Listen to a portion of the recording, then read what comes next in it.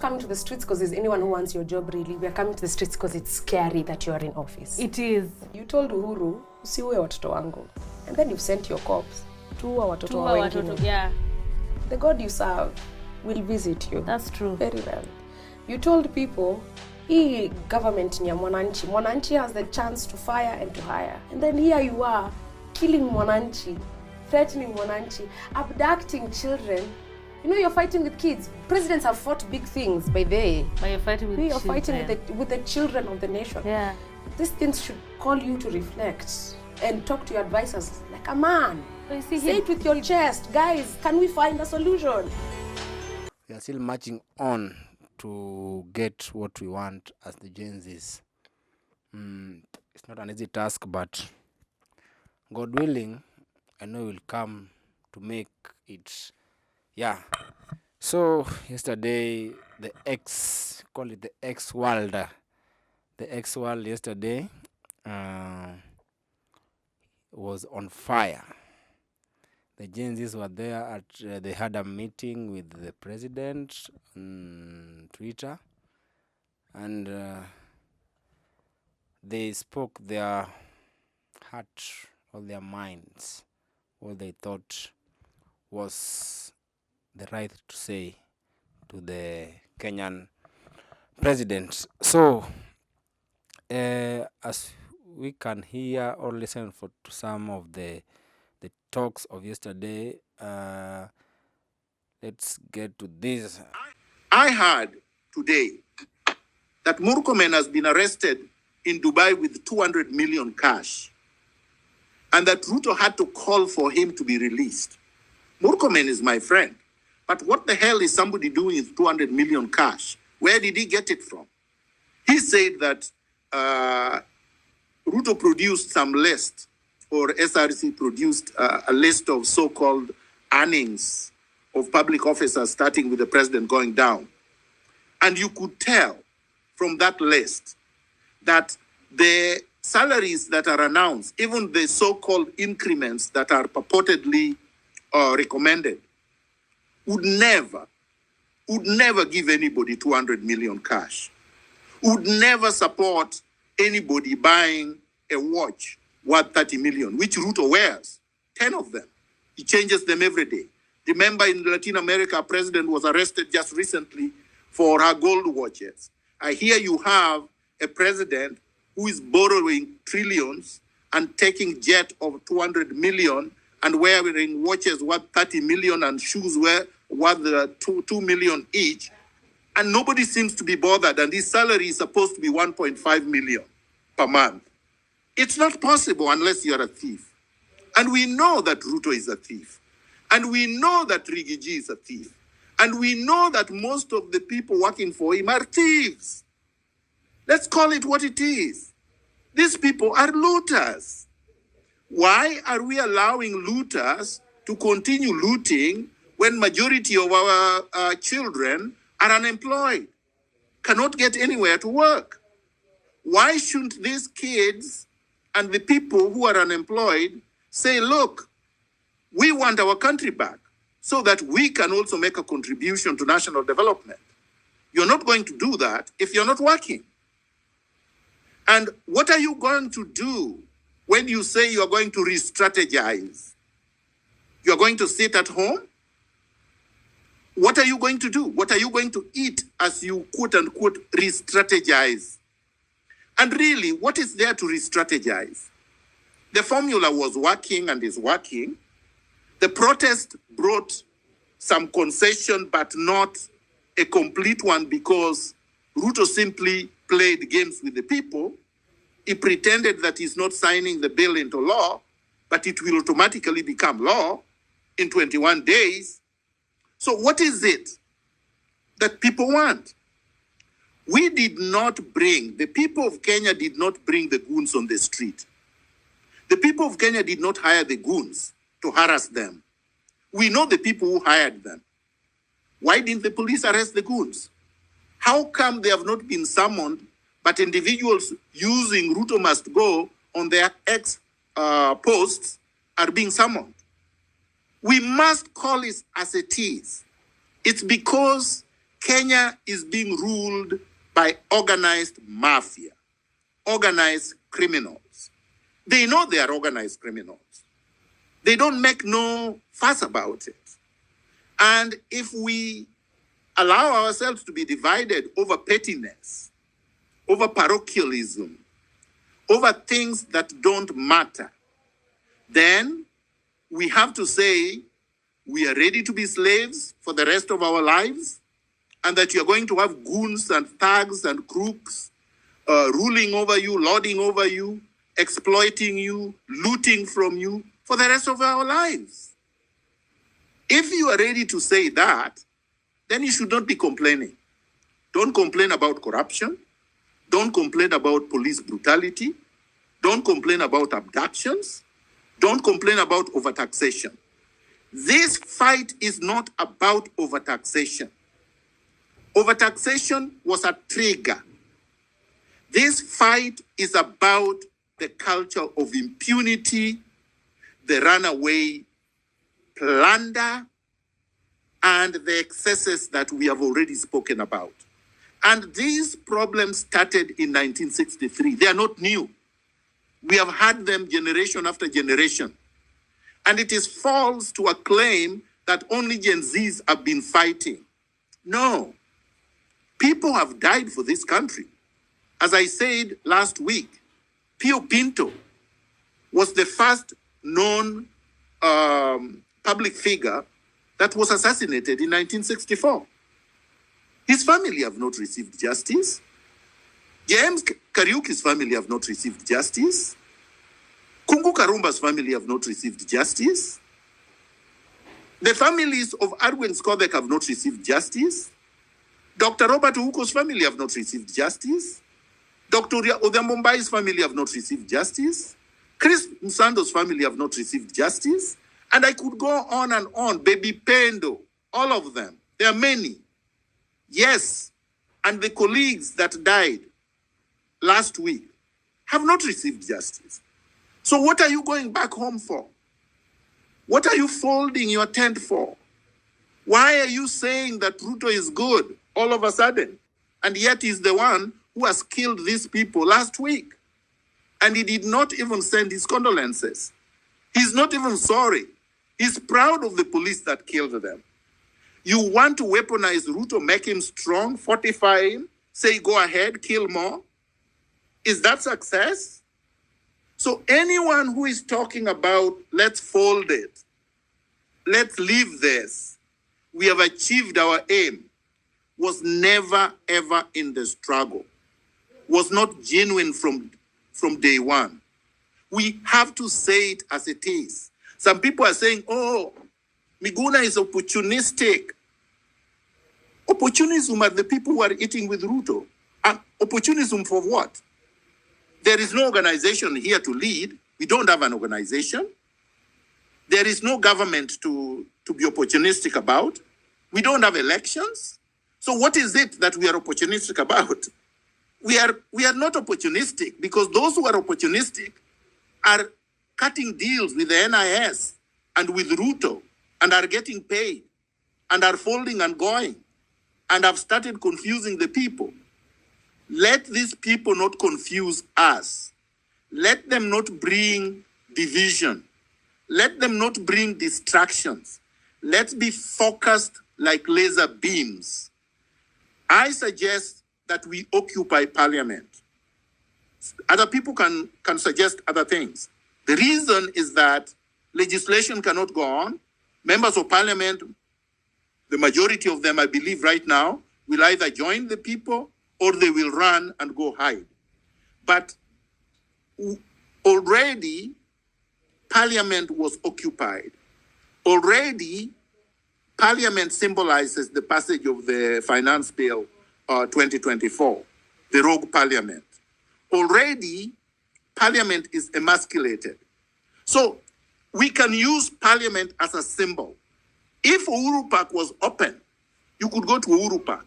If there was other public spaces that symbolizes the government, we could go there.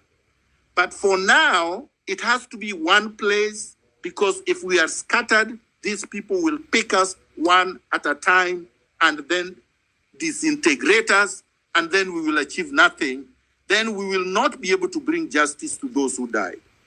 Finally, I suggest that all of us use Ruto must go. That is an insurance policy and a protection of the people that is picking one at a time to subject to brutality in the colonized courts. Thank you. Thank you, Daktari. Do you have some follow-up question? Can you hear me, Dr. Miguna? I can hear you. I can hear you very well. Go ahead, Wodapala. Okay, yeah, I wanted another co-host. That's good. We have a new co-host. Now, all I wanted to ask, can the Law Society help us in case of the people who are getting abducted? Because that's another thing that is killing the momentum. What can the legal minds that we have in Kenya help us in this case? My friend Wodapala, the Law Society has gone over. And we know what to do and where to do it and at what time. So, na Mungu akusaidie Ruto penye huko. Eric Kenyatta wakati alikuwa kikati hatukuumia kama vile wewe huko wakati. Mungu nisaidie na nimeomba msamaha wakati Kibaki alikuwa, wakati nani Ruto nani huyu Kenyatta takimi Kenyatta Uhuru hatukuumia. Nimeongea Pokot. Lakini Ruto wakati alikuja akatuambia photo map ni mama mboga. Photo map iko wapi? Na mbona ametuacha tukalewa kwa sababu yake? Wacha tulewe basi.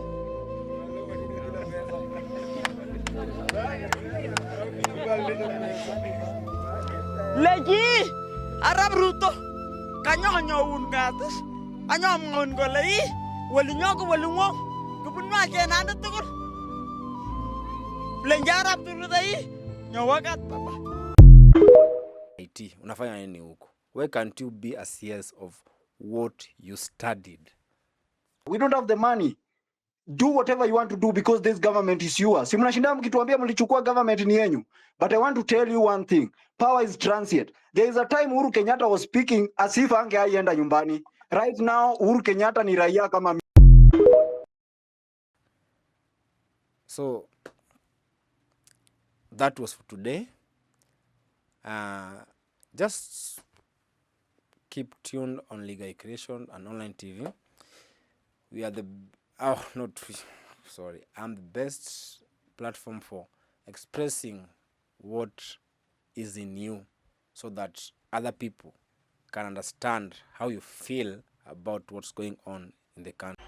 Nataka kuwakaribishia Senator wa Nairobi, Super Senator Edwin Sifuna. Karibu sana.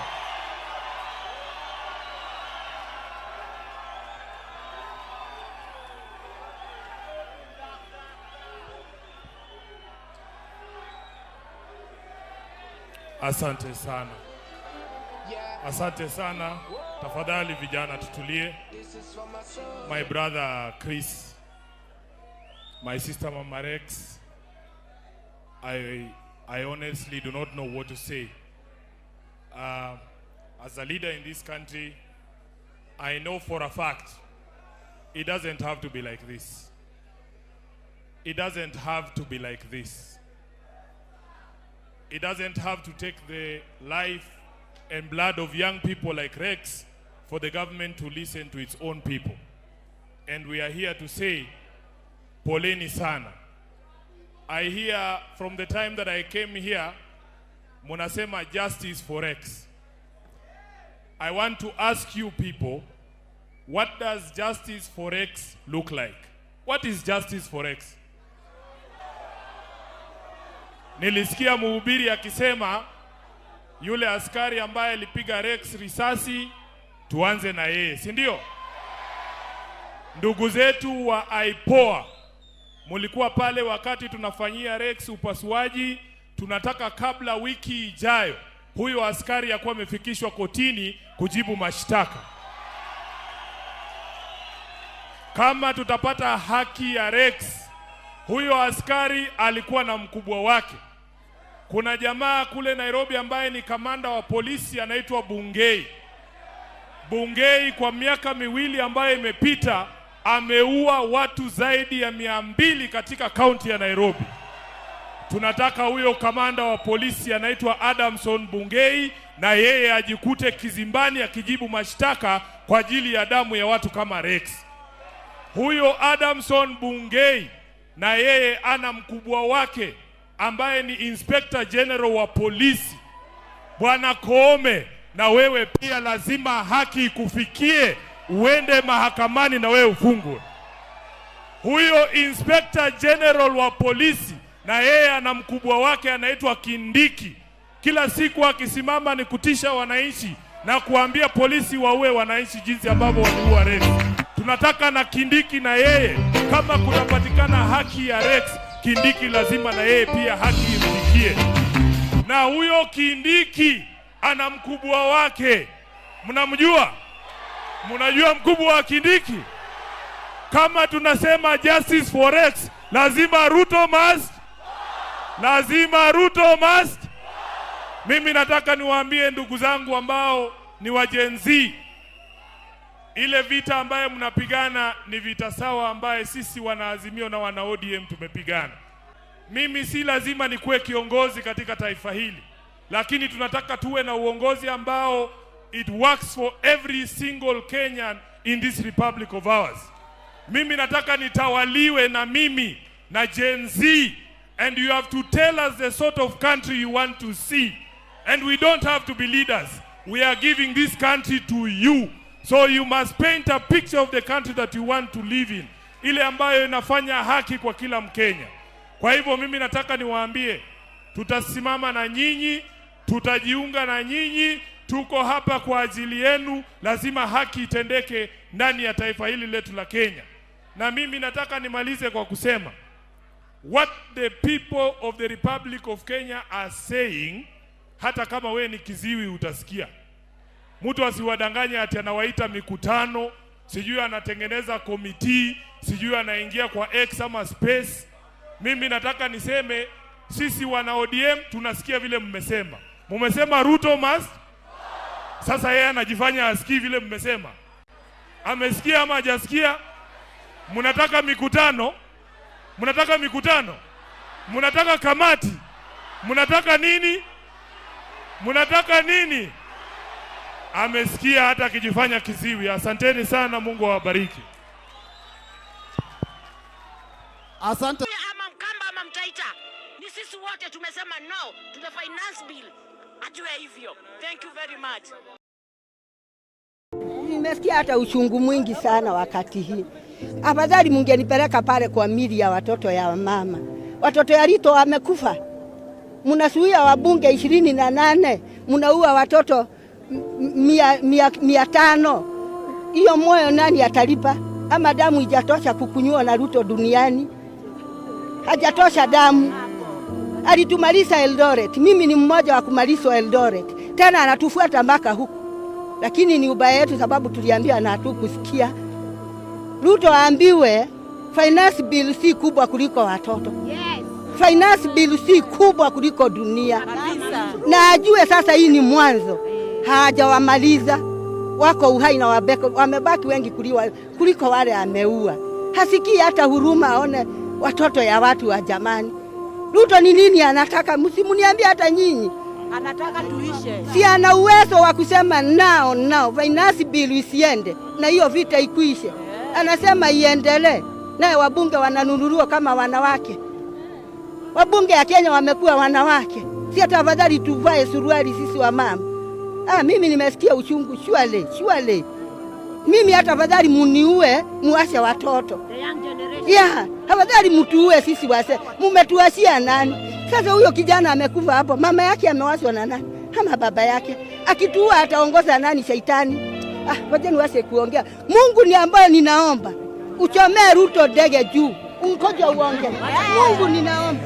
I'm so disappointed with this government. Yale tumeona leo hapa Kenyatta ni mambo ya maajabu. It's like a massacre to our children. Ruto, why are you killing our children? Kwa nini unaua watoto wetu, Ruto? This is a massacre for our children. You have decided to kill our children. You'll also die one day. Our prayer, we were not voting for you to come and finish us. Umetumaliza na njia zote, Ruto. Umetumaliza kibiashara. Umetumaliza na kila kitu. Watoto wetu hawasomi. Tunakuja hapa hospitali. NHF umetumalizia. Hatujui unataka kutupeleka wapi, Ruto. But one thing I would tell you, I will address you as Ruto. Wachana na watoto wetu. Demonstration na watoto wetu, it was peaceful. Awache watoto wetu wa demonstrate na wasikize. Finance bill hakuna kitu inamaanisha kwa hii nchi. Sio hiyo kubwa kuliko sisi, ama sio kubwa kuliko wazazi ama watoto. Kwa hivyo aseme no, we are saying no to that financial bill. Hatuitaki. Ajue hivyo watu wote hawaitaki, na si ukabila, na si ukabila, sio Mkikuyu ama Mjaluo ama Mluya ama Mkamba ama Mtaita. Ni sisi wote tumesema no to the finance bill. Ajue hivyo. Thank you very much. Anapiga watoto wetu risasi kama wanyama. Vile tumeona na Kenyatta National Hospital today. I don't know what to say. It's just a massacre for our kids. Hiyo ni massacre ya Kenya. Hiyo ameanza massacre Kenya. Na pia yeye ajue pia yeye ni binadamu na hata yataenda chini. Hiyo sasa ndio tunamwombea kwanza. Aende.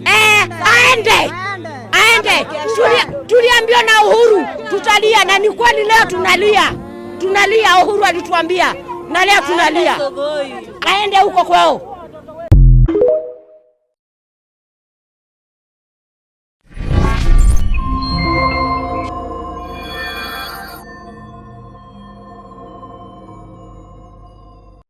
Losing billions. I mean, who doesn't know how many governors own apartments and houses in Kilimani Road? Each one of them owning an apartment costing 1.5 billion shillings. Why didn't the fool comes from? How I wish we stole the money and put it at home. Some of them are going to Dubai. People are going to America. You see on social media. I just saw somebody commenting saying that the senators got nothing to do. I want him to tell me how he bought a Bentley and is an MP. Explain to me, how does somebody, the truth is, I'm born with advantage and privilege. That is the truth. I saw my father driving a big car. That is not what drives me. What drives me is, how do you get a member of parliament driving a Mercedes that costs 49 million shillings? And we are watching, and that is normal. And it is okay. And it is okay. Shame on us. Then we make sure this money doesn't go to the schools. We make sure that hospitals have no money. We start building hospitals. Now come to those hospitals. Poor people can't come to Nairobi Hospital. They can't come to Aga Khan. Some of them can't afford Kenyatta. You saw the other day, Kenyatta has a debt of 6.6 billion. The Eldoret Hospital, Eldoret KTRH, has a debt of 3.9 billion. When you ask, they tell you we don't know where the money went. Are we fools? Houses which have got 15 bedrooms and drive 19 cars and put them in your parking lot, and you want 10,000 acres of land? You want a ranch? You fools, you go and buy a ranch in Australia. This is where we are. We keep blaming the police. The policeman cannot do anything. Have we ever gone as a leaves? How he takes his kids to school and his salary is 19,000. And this house has to start thinking about those things. We guys must begin, and we ladies and gentlemen in this house must begin to agree that we can reduce our salaries, that we can drive smaller cars, that we can wear counters. In fact, the only thing I'm very annoyed about the president, I'm the one who started wearing counters. Now he has given counter a bad name. I loved them. Let us wake up, Kenyans. We can't play football. Money comes from FIFA, it is eaten. World Rally Championship, money comes from there, it's eaten. You go, you want Kenya Lawn Tennis Association, they only want 50,000 to hold an international tennis tournament. Not even the minister appears there. But when the minister is traveling out of the country, he's got how many people? Private jet, goes to Dubai, books one of those hotels. luxury hotel Nairobi with the same 9 people he took with a private jet. And you assume that the Gen Zs don't know. These days they track you. They can know which private jet you took, where it went, and how it came back.